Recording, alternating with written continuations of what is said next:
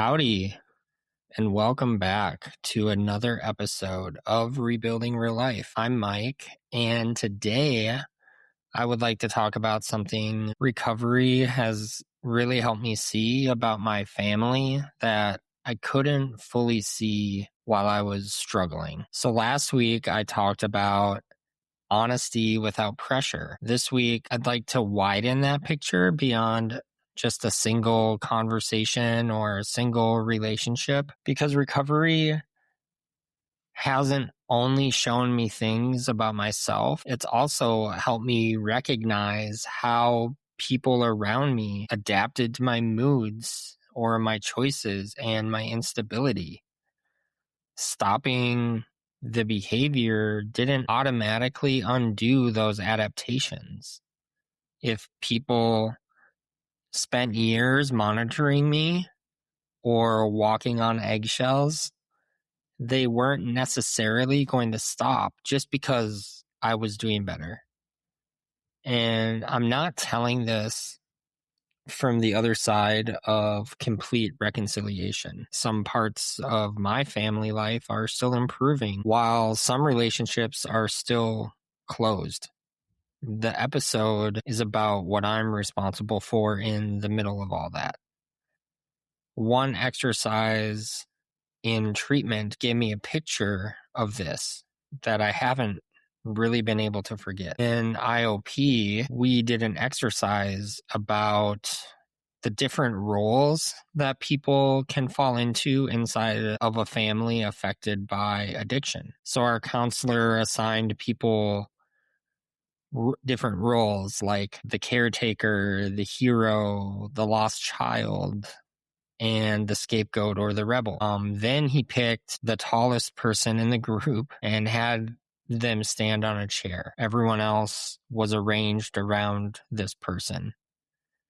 I personally wasn't on the chair, but as soon as I saw the room, I thought, my gosh, that's me on the chair. And it wasn't a place of honor. It wasn't saying that the person struggling was more important than everyone else. It just showed how that person could become a family's center of gravity. Everyone else was watching, reacting, protecting, rescuing, avoiding, or just trying to keep things from falling apart. And I remember thinking, I don't want to be up there on that chair anymore. I want to get down and just be part of the normal family system. It just really showed me how my struggles or one person's struggles in a family system could really shape everybody else's role in the family. I really understood the picture in that room, but later I had to face what it actually looked like inside my own family. Some people told me that my addiction and my emotional state had taken up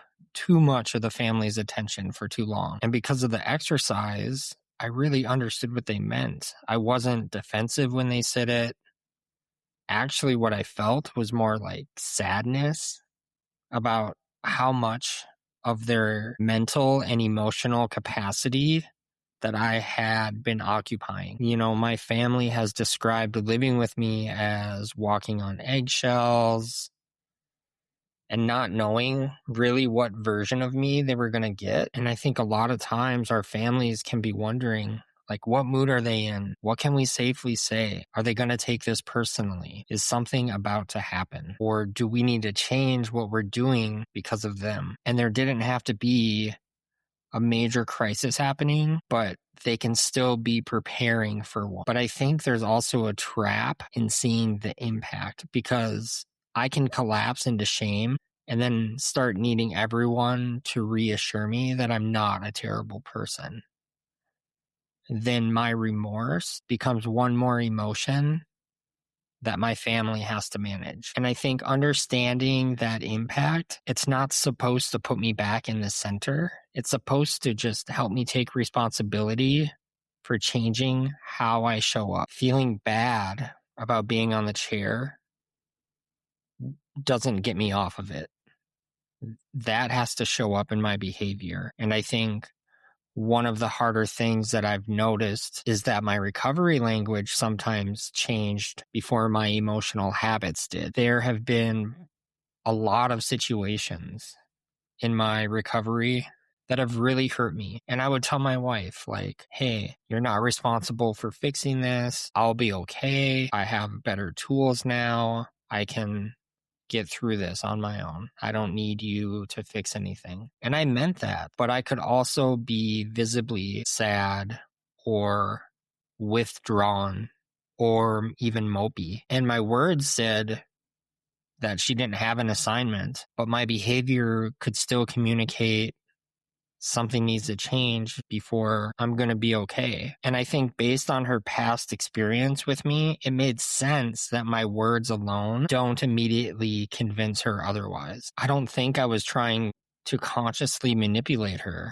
I think I was learning the right words before I had learned how to consistently live them. So getting off the chair meant my behavior eventually had to communicate the same thing as my words. If I want my family to stop monitoring my emotional state, I have to become someone they don't constantly need to monitor. So getting off the chair doesn't mean I stop having emotions or needs. I think it just means that everybody else doesn't have to organize their day around me, around my emotions and needs. So inside my house, I'm trying to become more calmer and more predictable.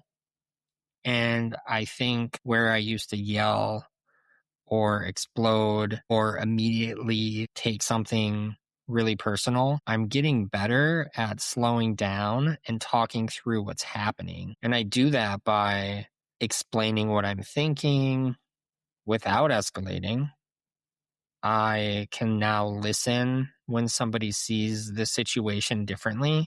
I can also communicate what I need, but not make it someone else's responsibility to meet those needs. I can also have a wonky mood without like making my whole house live inside of my mood. And then I can come back after a reaction and I can apologize without excuses or without blame or a but, because I still do have reactions. I still need to apologize because I still get things wrong. I think steadiness isn't the same as never reacting. It just means when I do react, I can recognize it and then I can own it and I can try to repair it and return instead of letting it control the rest of my day or my week or however long I would have sat in it. And there isn't one dramatic moment that proves I've changed. It's just a series of like ordinary moments in which my family gets a calmer and more consistent version of me. And I think that kind of steadiness, it really makes me think about the fruit of the spirit, especially the gentleness and self-control. And that doesn't mean I never react or have a bad mood. It just means that I want those qualities to become more visible over time in how I return, in how I repair, and how I respond. And I think that consistency matters most when something genuinely hurts and like the old version of me wants to show up and make the entire room feel it. There was this recent family event that my wife and kids were attending that I wasn't, and I knew watching everyone get ready would be difficult for me. So instead of staying at the house until I became resentful or visibly miserable, I explained to my wife that it was hard and that I was going to spend some time at my apartment. So I worked on some podcast stuff and just gave myself some responsible space. Later, while they were still gone, I came back to the house. I cleaned up around the house, mowed the lawn, and then I built a fire. And when my family got home, we sat around it and we made s'mores. And it was great. The point isn't that I like earned a gold star for recovery that day because I cleaned and mowed the lawn and built a fire. The change that I noticed was that I could acknowledge the hurt and I could take care of myself through it. And then I could return ready to reconnect with people. I didn't have to punish anyone with my mood. I also didn't have to pretend the situation didn't hurt. And then on another occasion, my wife and I prepared food together for an event that I wasn't attending. And we genuinely enjoyed that. We had fun doing that. We played music, we joked, we laughed. It was really a good time. And that's important. I think those examples are important because life isn't only hard anymore. Not everything is repaired, but there are calmer conversations, quicker repairs. There's laughter, and we really do have these like normal family moments again. The hurt and the progress can both be real. And I think it made me realize that something painful could happen without that pain becoming the center of my entire family. So returning steadier doesn't mean I handle everything alone. It just means I'm more thoughtful about where I take the full weight of what I'm feeling. Not making my family responsible for my feelings doesn't mean I'm supposed to stuff them or deal with everything alone. I still take my hurt somewhere. I might talk to my sponsor or work through the bigger picture with my therapist or acknowledge it honestly in my gratitude. Sometimes I use the time at my apartment to just let that first wave pass while I work on something productive. I also pray. And one of the prayers I've used goes like this: God, keep molding me into someone who doesn't have to make my family responsible for my hurt feelings. Amen. Or I stop and ask, hey God, how would you have me show up in this moment? And that pause of stopping and asking is still fairly new for me. There was a time when the reaction happened before I even realized there was a choice to make. The support that I get from all of that doesn't erase the emotion. It just helps me return without putting myself back onto that chair. That gives me a more specific question to practice than simply asking whether I managed my feelings well. So this week, I want to invite you to practice this with me. I'm going to pay attention to one way somebody close to me may have learned to adapt around my emotional state. And I want to encourage you to look for that in your life too. This isn't about diagnosing your family or assigning everybody a role. It's just about honestly asking, has someone close to me learned to monitor, protect, avoid, rescue, or react to my emotional state? Maybe that person carefully chooses their words, or maybe they stop bringing problems to you. Maybe they rush to make things better when you're upset. Maybe they become quiet because they don't know how we're going to respond. So choose one ordinary moment this week when that pattern might normally happen. Then I want you to ask, what would getting off the chair look like in this moment? It might mean hearing no without reacting.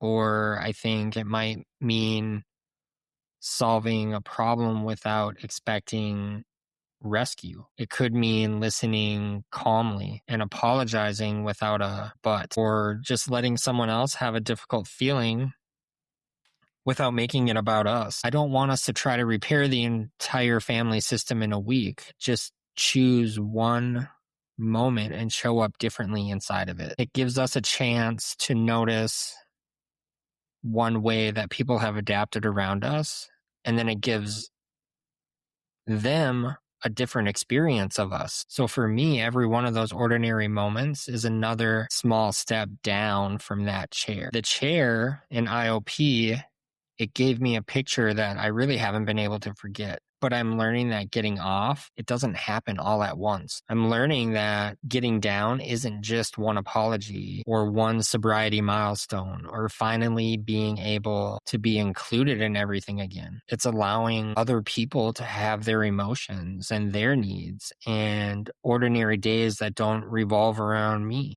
I think it's becoming steadier without demanding immediate recognition for it. And it's recognizing what my family adapted to and giving them those new experiences with me.